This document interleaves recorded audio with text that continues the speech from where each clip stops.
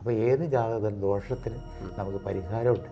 പരിഹാരം ഉചിതമായ പരിഹാരം കൊടുത്തിട്ട് ആളെ നമുക്ക് രക്ഷിക്കാൻ പറ്റും. പിന്നെ പരിഹാരം കൊടുക്കുന്ന സമയത്ത് ഈ വ്യക്തിക്ക് താങ്ങാൻ പറ്റുന്ന പരിഹാരമേ കൊടുക്കാവൂ. പിന്നെ വേറെ ചില ആൾക്കാർക്ക് പരിഹാരം മാത്രമാണ്, എത്ര കാശുകളെ തരാം, എനിക്ക് പരിഹാരം വേണം എന്നുള്ള ആഗ്രഹമുണ്ട്. അവർക്ക് നല്ല പരിഹാരം കൊടുക്കുക, എന്നാലേ അവർക്ക് തൃപ്തിയാവുള്ളൂ. ജാതക ദോഷങ്ങളും പരിഹാരങ്ങളും സാർ, നമ്മളെല്ലാവരും കേൾക്കുന്നതാണ് ജാതകത്തിൽ ദോഷമുണ്ട്, അത് എന്ത് ദോഷമാണ് എന്നുള്ളത് നമ്മളൊരു ജ്യോതിഷനെ കൺസൾട്ട് ചെയ്താണ് അറിയാൻ പറ്റുക. സാർ, ഈ സാധാരണപ്പെട്ട ജാതകത്തിലുണ്ടാകുന്ന ദോഷങ്ങൾ എന്തൊക്കെയാണ്? സാധാരണ ജാതകത്തിൽ എല്ലാ ജാതകവും ഫുൾ നല്ല ഫലമല്ല, എല്ലാ ജാതകവും ദോഷവുമല്ല. ഓക്കെ. ഈ ജാതകത്തിന് നമ്മുടെ മനുഷ്യ ജന്മമാണ്. അപ്പോൾ ജന്മത്തിനകത്ത് നല്ല ഫലങ്ങളും ചീത്ത ഫലങ്ങളും ഉണ്ടാവും. എല്ലാം കഴിഞ്ഞൊരു ജാതകം ഉണ്ടാവില്ല. അപ്പം ദോഷഫലങ്ങളുണ്ടാവും. ദോഷഫലങ്ങൾ എന്ന് പറഞ്ഞാൽ ഒരു ജാതകത്തിൽ ഒരു ഗ്രഹം ശത്രുക്ഷേത്രത്തിൽ പോയി നിൽക്കുക. ശത്രുക്ഷേത്രം, ബന്ധുക്ഷേത്രമുണ്ട്, ശത്രുക്ഷേത്രമുണ്ട്. ഇനി ഒരു ഗ്രഹം നീചത്തിലേക്ക് പോയി നിൽക്കുക, നീചരാശിയിലേക്ക്. അതായത് ബലമില്ലാത്ത രാശി, ഉച്ചരാശി എന്ന് പറഞ്ഞാൽ 100% ബലം. അപ്പം നീചരാശി പോയി നിൽക്കുക, അതൊരു ദോഷമാണ്. അപ്പോൾ ഈ നീചരാശിയിൽ ഒരു ഗ്രഹം നിൽക്കുക എന്ന് വിചാരിക്കുക. അപ്പം മകരത്തിൽ വ്യാഴം നിൽക്കുക. അപ്പം വ്യാഴം നീചരാശിയാണ്. ഇയാൾക്ക് ദൈവാധീനമൊന്നുമില്ല, ഒന്നും നടക്കുന്നില്ല, കാര്യങ്ങളൊന്നും ശരിയാവുന്നില്ല. വ്യാഴം നീചത്തിൽ പോയി. പക്ഷേ ഈ വ്യാഴത്തിന് നീചഭംഗ രാജയോഗം ഉണ്ടോ എന്ന് നോക്കുക. നീചഭംഗ രാജയോഗം. അപ്പം നീചഭംഗ രാജയോഗം എന്ന് പറഞ്ഞു കഴിഞ്ഞാൽ ഈ ഗ്രഹത്തിന് ഡ്യൂ ടു സർട്ടൻ കോമ്പിനേഷൻ ഈ വ്യാഴത്തിൻ്റെ നീചത്വം ക്യാൻസലാവും. അപ്പം വ്യാഴം നീചനായിരിക്കുന്നത് ശനിയുടെ ക്ഷേത്രത്തിലാണ്, ഇല്ലേ? മകരത്തിലാണ് വ്യാഴം നീചനായിരിക്കുന്നത്. അപ്പം ശനിയുടെ ക്ഷേത്രത്തിലാണ്. ഈ ശനി ചന്ദ്രകേന്ദ്രത്തിൽ വന്നാൽ, ഈ വ്യാഴത്തിന് നീചനാക്കിയത് ശനിയാണ്, ശനി ചന്ദ്രൻ്റെ കേന്ദ്രത്തിൽ വന്നാൽ ഈ വ്യാഴത്തിന് നീചഭംഗമുണ്ട്. അപ്പം വ്യാഴം ഉച്ച നിന്നാലുള്ള ഫലത്തേക്കാളും അല്പം കൂടുതൽ ഫലം കൊടുക്കും. പക്ഷേ അതിന് ഒരു പ്രത്യേകതയുണ്ട്. ഈ നീചഭംഗം വരണമെങ്കിൽ ഒരു 30 വയസ്സിന് ശേഷം, അല്ലെങ്കിൽ ഈ വ്യാഴ ദശ വരുന്ന ആ സമയത്തേ വരുള്ളൂ.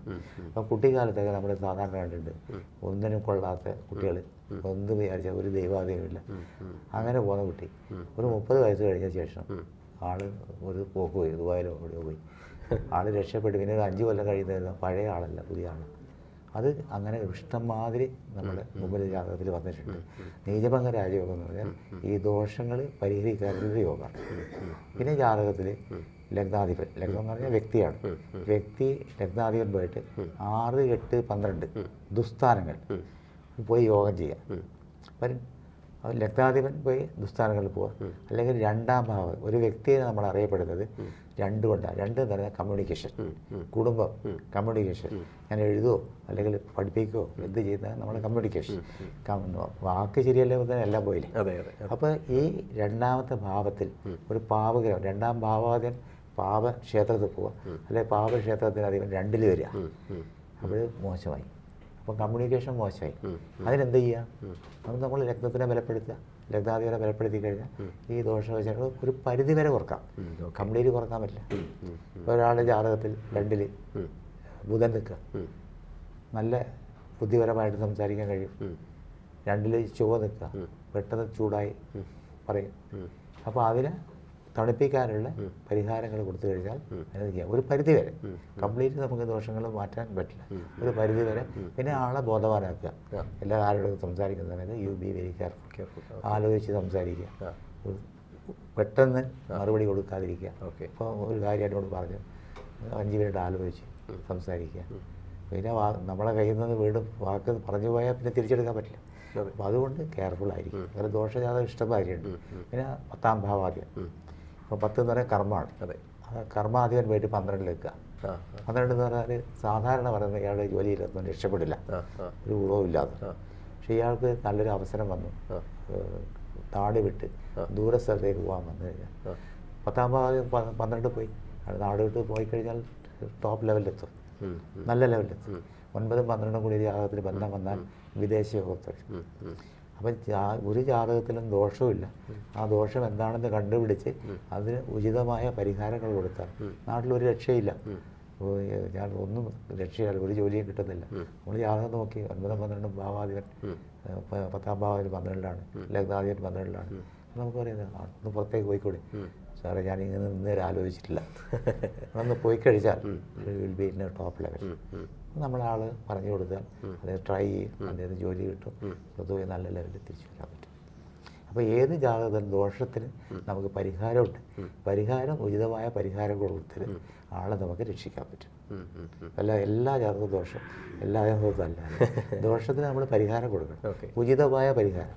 പിന്നെ പരിഹാരം കൊടുക്കുന്ന സമയത്തും ഈ വ്യക്തിക്ക് താങ്ങാൻ പറ്റുന്ന പരിഹാരമേ കൊടുക്കാവൂ.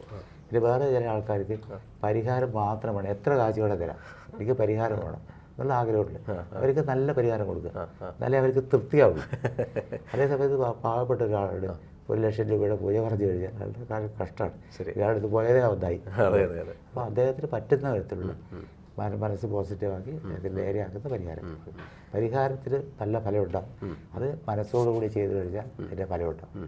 പിന്നെ ജാതകത്തിൽ പൊതുവിൽ പിതൃശാപം, പിതൃകോപം കേട്ടിട്ടുണ്ടാവും. കേട്ടിട്ടുണ്ട്. പിതൃക്കളിൽ നമ്മളുടെ പൂർവികന്മാർ അവരുടെ ദോഷങ്ങൾ നമുക്കുണ്ടാവും. അതിന് നമ്മൾ പിതൃക്കളെ പ്രീതിപ്പെടുത്തുക. ജാതകത്തിലൊരു ദോഷമാണ്, പ്രധാനപ്പെട്ട ദോഷം പിതൃശാപം. അപ്പോൾ പിതൃശാപം വരുന്ന ആ ജാതകത്തിൽ നമ്മൾ പിതൃക്കളെ പ്രീതിപ്പെടുത്തുക. നമ്മളെ അച്ഛൻ്റെയോ അമ്മയുടെയോ, അതുകൊണ്ടുള്ള നമ്മളെ ജന്മം, അച്ഛൻ്റെയും അമ്മയുടെയും കുടുംബത്തിലുള്ള ആൾക്കാർക്ക് വേണ്ടിയിട്ട് ഈ വാവുബലി ചെയ്യുന്നൊരു കാര്യമാണ്. വാവുബലി പിതൃക്കൾക്ക് വേണ്ടി സന്തോഷം കൊടുക്കുക. പിന്നെ ചില കുടുംബത്തിലൊക്കെ പിതൃക്കൾക്ക് വേണ്ടി ഈ വാവിൻ്റെ ദിവസം ഭക്ഷണം, അവർക്ക് ഇഷ്ടമുള്ള ഭക്ഷണം കൊടുക്കുന്നൊരു ശീലമുണ്ട്. ചില അവരെ പ്രീതിപ്പെടുത്തുക. അപ്പോൾ നമ്മൾ അവർക്ക് ഇഷ്ടമുള്ള ഭക്ഷണം ഉണ്ടാക്കി ഒരു മുറിക്കകത്ത് വെച്ച് പ്രാർത്ഥിച്ച് അവിടെ വെച്ച് കഴിഞ്ഞിട്ട് വാതിലടക്കുക, ലൈറ്റൊക്കെ ഓഫ് ചെയ്ത് പിതൃക്കൾ വന്ന് സന്തോഷമായിട്ട് പോകുന്നത് വിശ്വാസം. പിന്നെ ഈ വാവ് ബലിയോട് പിന്നെ പറ്റുകയാണെങ്കിൽ എല്ലാ കർത്തവാവരും വാവ് ബലിയിടുന്നത് നല്ലതാണ്.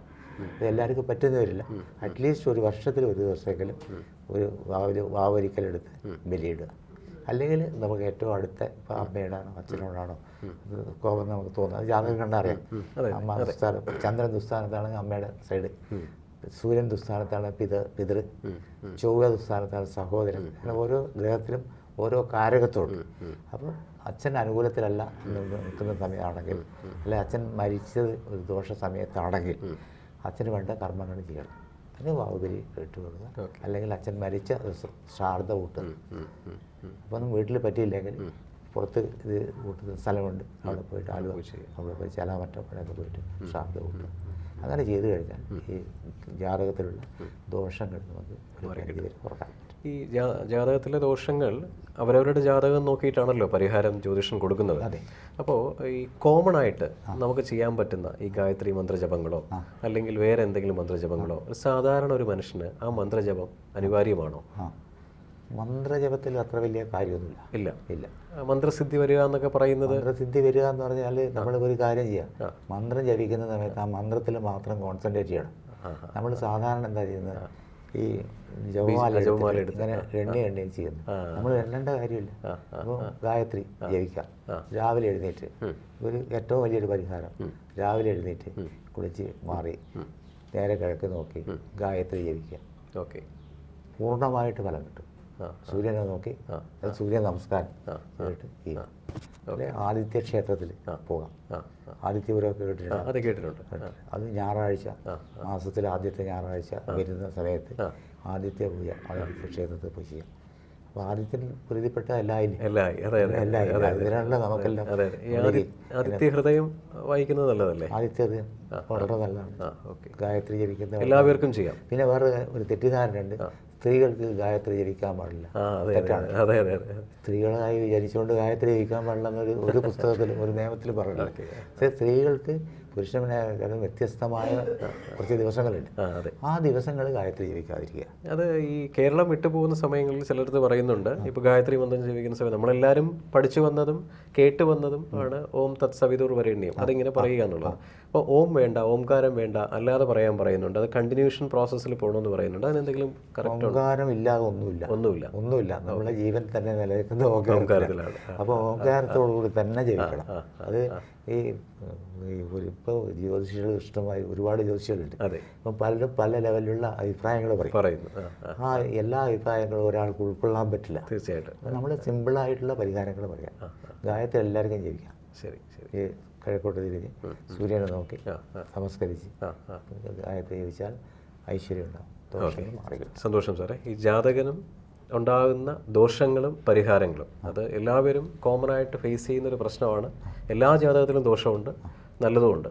അപ്പോൾ ദോഷമുണ്ടെന്ന് വെച്ചുകൊണ്ട് പോകുന്നവരും ജ്യോതിഷിയെ കാണുകയും അതിനുള്ള പരിഹാരം തേടുകയും ചെയ്യുന്നുണ്ട്. സാറ് കൊടുത്തത് വളരെ ഡീറ്റെയിൽഡായിട്ട് വിശകലനം ചെയ്ത ആൻസേഴ്സാണ്. താങ്ക് യു, നന്ദി.